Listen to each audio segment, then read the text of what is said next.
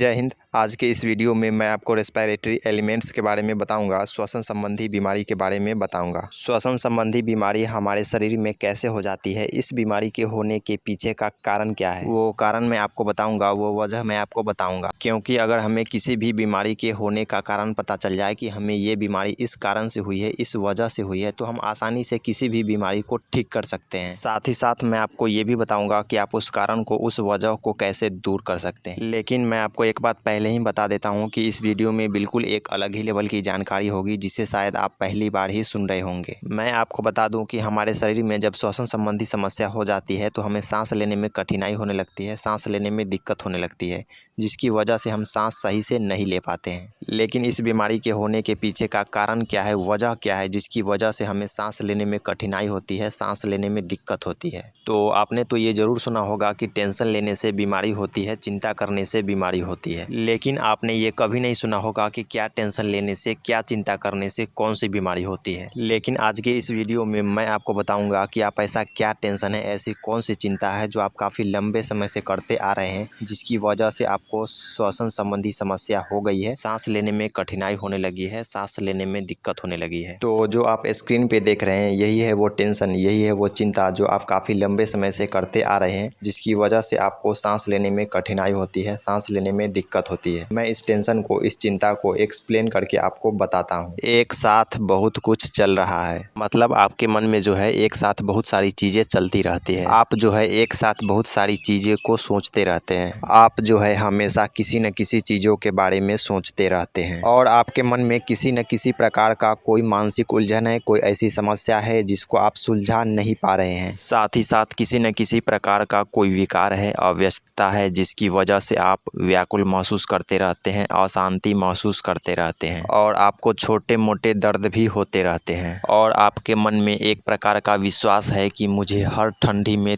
3 बार सर्दी हो जाती है। तो इस प्रकार के जो है आप टेंशन लेते रहते हैं, चिंता करते रहते हैं, जिसकी वजह से आपको श्वसन संबंधी समस्या हो गई है, सांस लेने में कठिनाई होने लगी है, सांस लेने में दिक्कत होने लगी है। तो अगर आप इस श्वसन संबंधी समस्या से ठीक होना चाहते हैं तो आपको इस नेगेटिव थॉट को, इस चिंता को छोड़ना पड़ेगा। और आप इस नेगेटिव थॉट को, इस चिंता को कैसे छोड़ सकते हैं, वो भी मैं आपको बता दे रहा हूँ। तो जब भी आपके मन में इस नेगेटिव विचार में से कोई भी नेगेटिव विचार आए, तब आपको उसी समय इस पॉजिटिव विचार को मन ही मन 4-5 बार बोल देना है, जो आप स्क्रीन पे देख रहे हैं। मैं अपने दिमाग को आराम और शांति देता हूँ। स्पष्टता और सामंजस्य मेरे भीतर और मेरे चारों ओर है, सब ठीक है। तो जब आप बार बार इस पॉजिटिव विचार को मन ही मन बोलना शुरू कर देंगे, तब आप धीरे धीरे ठीक होने लगेंगे और कुछ दिनों के बाद आप ठीक भी हो जाएंगे। इसलिए जब भी आपके मन में इस नेगेटिव विचार में से कोई भी नेगेटिव विचार आपके मन में आए, तब आप उसी समय इस पॉजिटिव विचार को मन ही मन 4-5 बार ज़रूर बोलें। क्योंकि जब आप बार बार इस पॉजिटिव विचार को बोलेंगे, तब वो नेगेटिव विचार धीरे धीरे दूर होने लगेगा, ख़त्म होने लगेगा और आप धीरे धीरे ठीक भी होने लगेंगे।